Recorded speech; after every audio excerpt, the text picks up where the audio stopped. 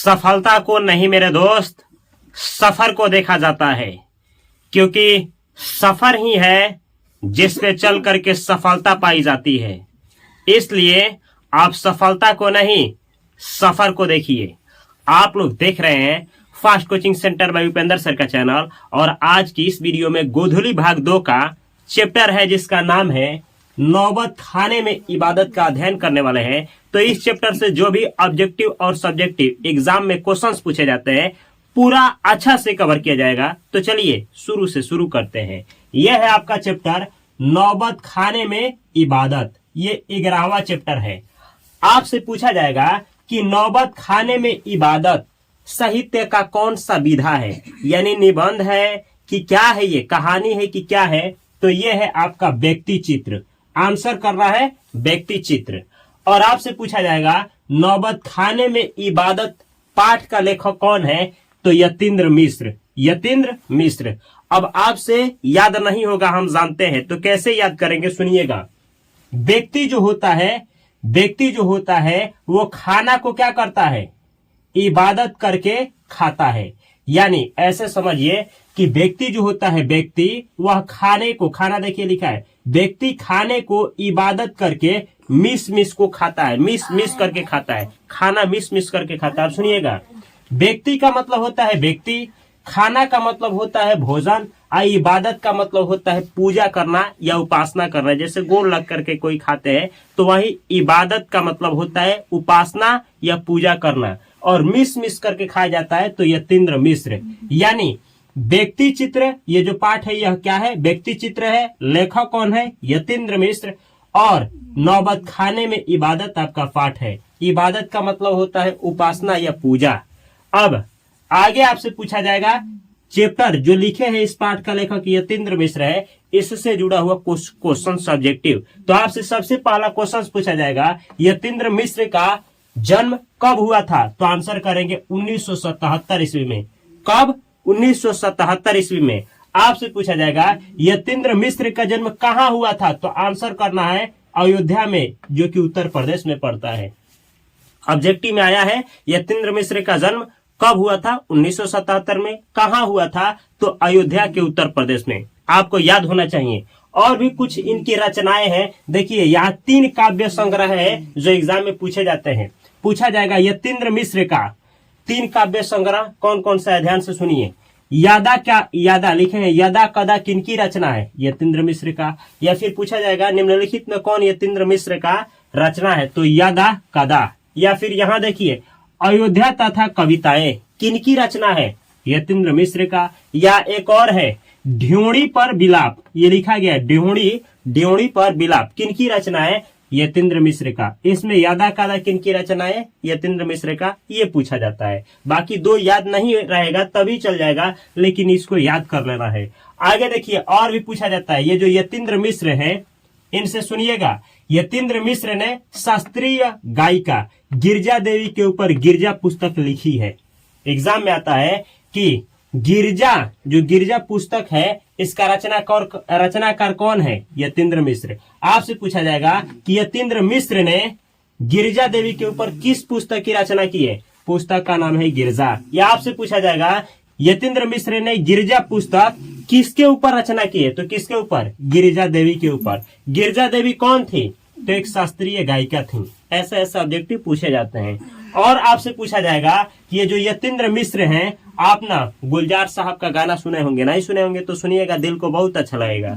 ये जो गुलजार साहब की कविताएं हैं, गुलजार साहब की कविता है, उनका संपादन ये किए हैं यतीन्द्र मिश्र। किस नाम से किए हैं, तो यार जुलाहे के नाम से। इसको ऑब्जेक्टिव के रूप में बहुत बार पूछा गया है। देखिए लिखे, यतीन्द्र मिश्र ने गुलजार की कविताओं का संपादन यार जुलाहे के नाम से किया है। तो पूछा जाएगा यार जुलाहे के नाम से किनकी कविताओं का संकलन किया गया है, आंसर करेंगे गुलजार साहब की। या फिर गुलजार साहब की कविताओं का संकलन किस नाम से किया गया है, यार जुलाहे के नाम से। या आपसे पूछा जाएगा गुलजार साहब की कविताओं का संकलन यार जुलाहे के नाम से किसने किया है, तो यतीन्द्र मिश्र ने। या फिर आपसे पूछा जाएगा कि यतीन्द्र मिश्र ने गुलजार साहब की कविताओं का संकलन किस नाम से किया है, यार जुलाहे के नाम से। तो ऐसे ऐसे ऑब्जेक्टिव घुमा करके पूछे जाते हैं। ये तो है आपका लेखक, लेकिन इस पाठ में पढ़ना क्या है? तो देखिए, इस पाठ में जो पढ़ना है, आप सुने होंगे बिस्मिल्लाह खां। बिस्मिल्लाह खां का नाम नहीं सुने तो थोड़ा सा सुन लीजिए। अपना यही राज्य बिहार, जहां आप एग्जाम देने वाले हैं इस चैप्टर को पढ़ करके, तो बिहार ही के एक शख्स थे जिनका नाम था कमरुद्दीन, जो बचपन में कमरुद्दीन कहलाए और आगे जाकर के यही जो कमरुद्दीन थे यही बने बिस्मिल्लाह खां।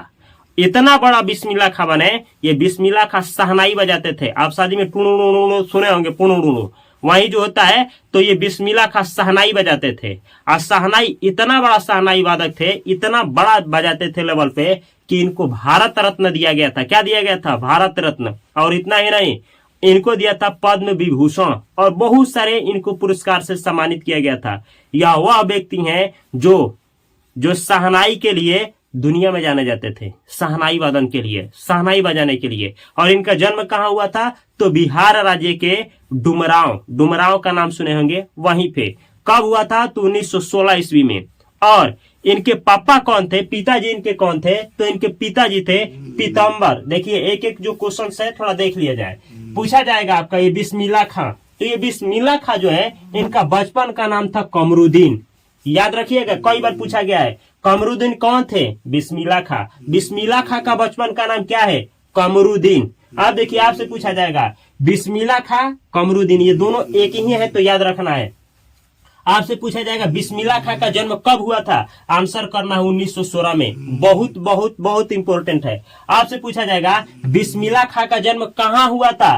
तो डुमरांव में। कहाँ हुआ था? डुमरांव में। डुमरांव में हुआ था। और आपसे पूछा जाएगा कि बिस्मिल्लाह खां का जन्म कहाँ हुआ था? तो डुमरांव, राज्य दिया रहेगा तो बिहार। आइए देखिए, कैसे परिवार में हुआ था? तो एक संगीत प्रेमी परिवार में हुआ था। यानी इनके जो परिवार में लोग रहते थे वो संगीत के प्रेमी थे। अब आपसे पूछा जाएगा कि जो बिस्मिल्लाह खां थे, इनके पिता कौन थे? पैगंबर बख्श खान।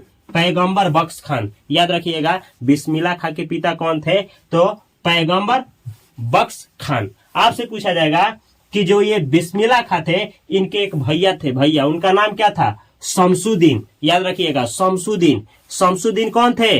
तो बिस्मिल्लाह खां के भैया थे। आपसे पूछा जाएगा इनके दो मामा थे। कितने? बिस्मिल्लाह खां के दो मामा। उनका नाम क्या था? तो देखिए, एक का था सादिर हुसैन और दूसरा अली बख्श। अली बख्श, जो कि अली बख्श जो थे ना, इनके उस्ताद थे। उस्ताद मतलब क्या? बिस्मिल्लाह खां के गुरु भी थे, सिखाने का भी काम करते थे। क्या? तो वहीं क्या बजाते थे? शहनाई।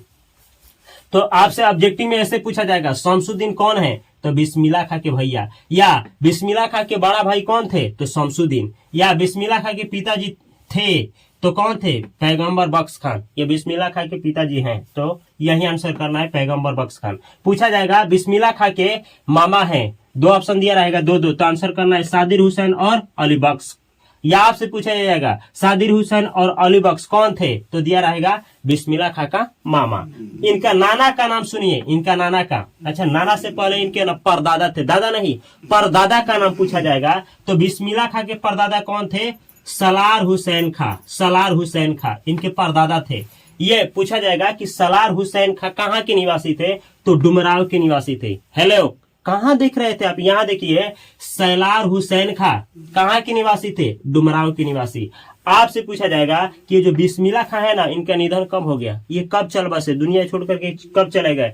तो है 21 अगस्त 2000 ईस्वी को। 21 अगस्त सन 2006 को ये दुनिया छोड़ करके चले गए। अब जो क्वेश्चन आता है बिस्मिल्लाह खां से, ये थोड़ा देखिए। तो ये देखिए, भारत रत्न और पद्म विभूषण से सम्मानित बिस्मिल्लाह खां शहनाई वादक थे। अब ऐसे ऑब्जेक्टिव आएगा, पूछा जाएगा कि भारत रत्न से किनको सम्मानित किया गया है? तो किनको? बिस्मिल्लाह खां को। याद रखिएगा, भारत रत्न। अभी इससे पहले आपको 10 चैप्टर पढ़ाए हैं हम, उसमें किसी भी व्यक्ति को भारत रत्न नहीं मिला है। और ये बिस्मिल्लाह खां को भारत रत्न आप पद्म विभूषण से सम्मानित किया गया था। भारत रत्न नहीं पता है आपको तो बतला दे, भारत का जो सबसे बड़ा पुरस्कार होता है वही होता है भारत रत्न। इनको मिला था, किनको? बिस्मिल्लाह खां को। बिस्मिल्लाह खां का संबंध किससे है? तो शहनाई से है। या आपसे पूछा जाएगा बिस्मिल्लाह खां कौन थे? तो आंसर दिया रहेगा शहनाई वादक, तो आंसर करना है शहनाई वादक। यह बिस्मिल्लाह खां का संबंध किससे है? तो शहनाई से है। आपको बतला दे कि बिस्मिल्लाह जो खां थे ना वो शहनाई बजाते थे और ये ना शहनाई को अपना जीवन मानते थे। और मुहर्रम, मुहर्रम इनके लिए बहुत महत्वपूर्ण पर्व था। तो पूछा जाएगा कि बिस्मिल्लाह खां के लिए कौन सा मुस्लिम पर्व महत्वपूर्ण था? तो याद रखिएगा कौन? मुहर्रम। मुहर्रम याद रखना है, मुहर्रम। लेकिन ना बिस्मिल्लाह खां मुहर्रम के दिन शहनाई नहीं बजाते थे। ये दसवीं पड़ता है, 10 दिन का होता है। जो मुस्लिम लोग होते हैं ना वो 10 दिन क्या करते हैं? शहनाई नहीं बजाते हैं, कोई प्रोग्राम में भाग नहीं लेते हैं। लेकिन ये बिस्मिल्लाह खां जो थे ना वो 10 दिन कुछ नहीं करते थे, लेकिन 8वां दिन ये ना बहुत खुश रहते थे और क्या करते थे? तो 8 किलोमीटर पैदल चलते थे और बाजी कैसा कुछ करके बजाते थे। ये तो ये है बिस्मिल्लाह खां का। आपसे पूछा जाएगा ये शहनाई होता क्या है? तो थोड़ा ध्यान से सुनिएगा। शहनाई को सुशिर वाद्यों में शाह की उपाधि मिली है। पूछा जाएगा सुशिर वाद्य किसे कहा जाता है? सुशिर वाद्य, सुशिर वाद्य उसको बोला जाता है वैसा वाद्य यंत्र जिसको फूंक करके बजाया जाता है, फूंक करके। तो ये जो फूंक कर बजाने वाला जो वाद्य यंत्र है यानी सुशिर वाद्य यंत्र है, उसमें शहनाई को क्या कहा गया है? शाह। शाह ऑब्जेक्टिव में पूछा जाएगा कि ना शहनाई को सुशिर वाद्यों में किस नाम से जाना जाता है? तो शाह। शाह शाह शाह के नाम से जाना जाता है, शाह के। आपसे पूछा जाएगा कि शहनाई को अरब देशों में, ये जो शहनाई है इसको अरब देशों में किस नाम से जाना जाता है? अरब देशों में किस नाम से जाना जाता है? नाई के नाम से जाना जाता है। किस नाम से? नाई के नाम से जाना जाता है। अरब देशों में शहनाई को किस नाम से जाना जाता है? तो नाई के नाम से। अब दो क्वेश्चन सुन लीजिए। सुशिर वाद्य यंत्रों में शहनाई को क्या कहा गया है? शाह कहा गया है, चाहे कहा जाता है। अरब देश में शहनाई को किस नाम से जाना जाता है? नाई के नाम से जाना जाता है, नाई। याद रखना है। अगला जो क्वेश्चन सब सुनिए। ये जो शहनाई है ना, शहनाई, तो शहनाई बनता किससे? एग्जाम में पूछा जाएगा। तो शहनाई रीड से बनाया जाता है, रीड। अब रीड क्या होता है? तो नरकट आप देखे होंगे, जो कि एक प्रकार का क्या होता है? एक प्रकार का कहिए कि घास नहीं होता है, नरकट। एक प्रकार का पेड़ कहिए, घास कहिए, देखे होंगे नरकट गांव में होता है। तो इसी नरकट से रीड बनाया जाता था। ये नरकट मिलता कहाँ था? तो डुमराव, अभी आपको बतलाया ना डुमराव, तो डुमराव के नदी जो होती है ना, नदियां, वहीं के जो कछाड़ी भाग है, कछाड़ी, उन्हीं कछाड़ियों से निकाला जाता था क्या चीज है? रीड। और ये बिस्मिल्लाह खां जो थे ना तो शहनाई बजाते थे, तो ऐसे शहनाई बजाते थे जिसमें रीड डाला जाता था। तो 15 से 20 मिनट में ही रीड क्या हो जाता था? तो ना ये कहिए कि पानी से यानी इनके गला से, थूक से क्या हो जाता था? भर जाता था।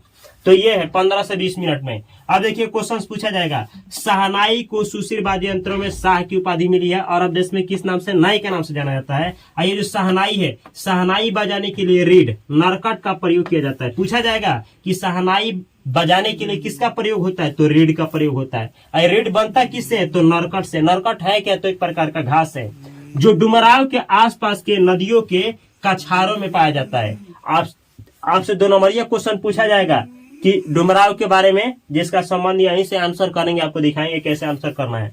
अब पूछा जाएगा, ये देखिए, ये जो बिस्मिल्लाह खां जो थे ना, तो शहनाई जब बजाना सीख रहे थे, यानी क्या कर रहे थे? रियाज। रियाज मतलब प्रैक्टिस कर रहे थे।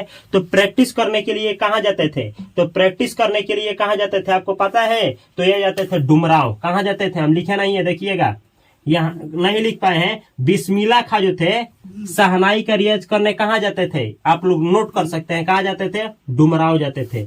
डुमराव, ये डुमराव ना जाते थे क्या करने? शहनाई का ये क्या करने? तो रियाज करने। और रास्ता पड़ता था, उसी रास्ते में ना रसूलन बाई और बतूलन बाई, रसूलन बतूलन बाई से ना भेंट होता था। इनको ना बहन मानते थे। बिस्मिल्लाह खां इन दोनों को बहन मानते थे। अब बतलाते हैं ना कि इन दोनों का संगीत जब रास्ते में जाते हुए सुनते थे ना तो बहुत खुश होते थे। बहुत सारा अपने इंटरव्यू में बतलाए हैं कि मेरी प्रेरणा का स्रोत, मतलब ना संगीत में हम कहें कि दिलचस्पी लेना हमारा जो शुरुआत हुआ तो इन्हीं दोनों से सीख करके हुआ, इन्हीं दोनों को सुन करके हुआ। याद रखिएगा।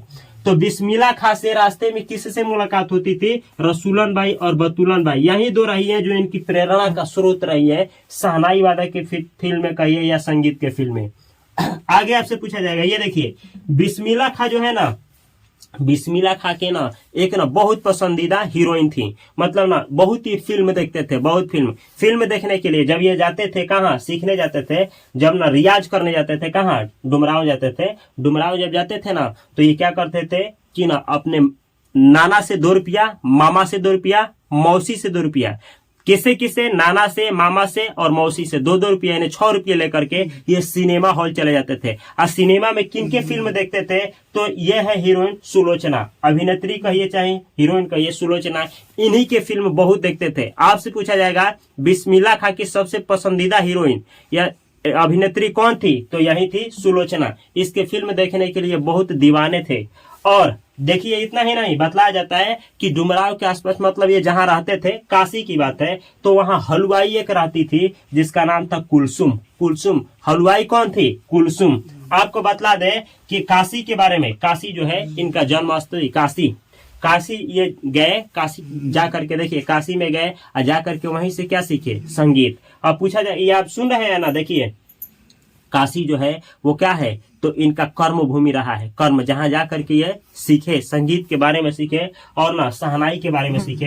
तो इस काशी से जुड़ा ऑब्जेक्टिव पूछा जाता है कि काशी संस्कृत का पाठशाला है। एग्जाम में पूछा जाएगा कि संस्कृत का पाठशाला कौन है? तो काशी है। हेलो, संस्कृत का पाठशाला कौन है? काशी है।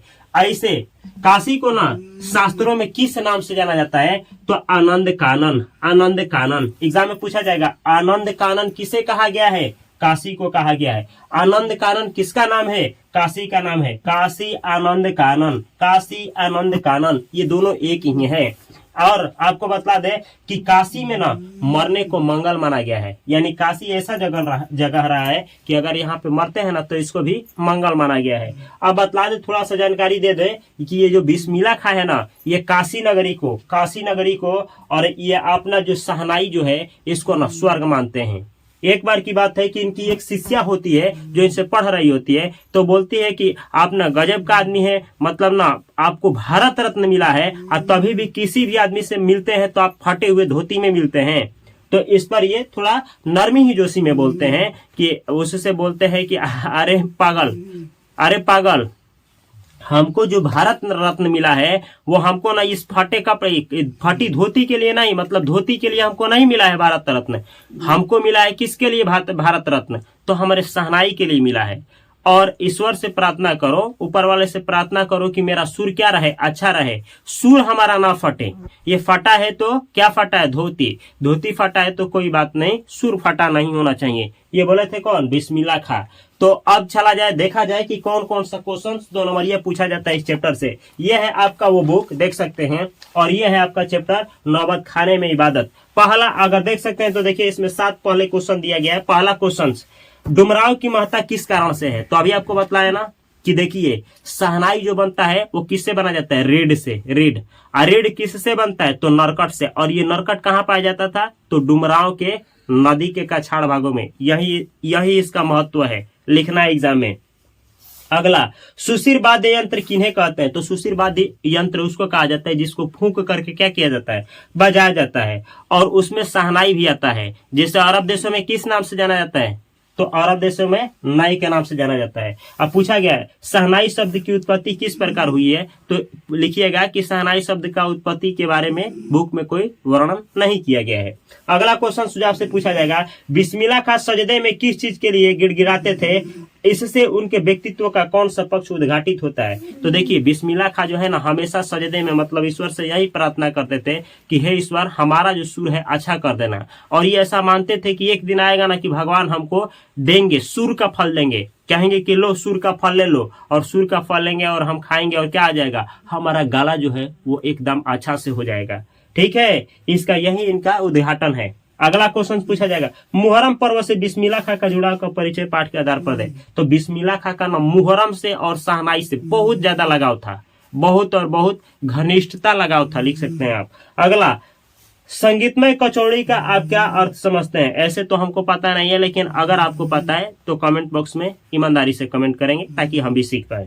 अगला क्वेश्चन, बिस्मिल्लाह खां का मतलब, बिस्मिल्लाह खां की शहनाई। एक कलाकार के रूप में बिस्मिल्लाह खां का परिचय के पाठ के आधार पर परिचय देना है। तो देखिए बिस्मिल्लाह खां ये खुद ही बोलते हैं कि बिस्मिल्लाह खां का मतलब है सहनाई, सहनाई और मुहर्रम, यानी अपने जीवन का आधार जो ये माने हैं, ये किसको माने हैं? सहनाई को ही माने हैं। तो पाठ के आधार पे इनके जन्म बतला सकते हैं, थोड़ा सा परिचय दे सकते हैं कि इनको भारत रत्न से सम्मानित किया गया था, पापा का नाम बतला सकते हैं और इनके गुरु का नाम बतला सकते हैं कि कौन इनको सिखाए हैं, बस इतना कर सकते हैं। आगे देखिए और भी क्वेश्चंस है।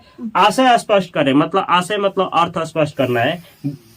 फटा सूर न बख्शे, लुंगिया क्या है? आज फटी है तो कल सिल जाएगी। ये कब बोले थे? जब इनकी बतलाएंगे कि पाठ में ये कब बोले थे, जब इनकी एक शिष्या जो थी इनसे पूछी थी कि आप ना फटे हुए लुंगी में किसी से मिल लेते हैं, आप बहुत प्रतिष्ठित और बहुत क्या है महान आदमी हैं और आपको भारत रत्न मिला है, आपको थोड़ा सोचना चाहिए। उस पर वो हंस करके बोले थे अरे कि हमको जो भारत रत्न मिला है वो फटी हुई लुंगी के लिए नहीं, मतलब हमको लुंगी के आधार पे नहीं मिला है कि हम नया नया पोशाक पहनेंगे तो इसके आधार पे भारत रत्न मिला है, लेकिन बल्कि इसलिए मिला है कि जो हम ना प्रयास किए शहनाई बजाए, इसके लिए मिला है। तो इस तरीके से लिख सकते हैं, आंसर आपका अच्छा निकलेगा। काशी संस्कृति की पाठशाला है, इसका व्याख्या आप लोग करेंगे कैसे है, थोड़ा सा चैप्टर लिए हैं हम तो समझे हैं तो देखना चाहेंगे हम भी।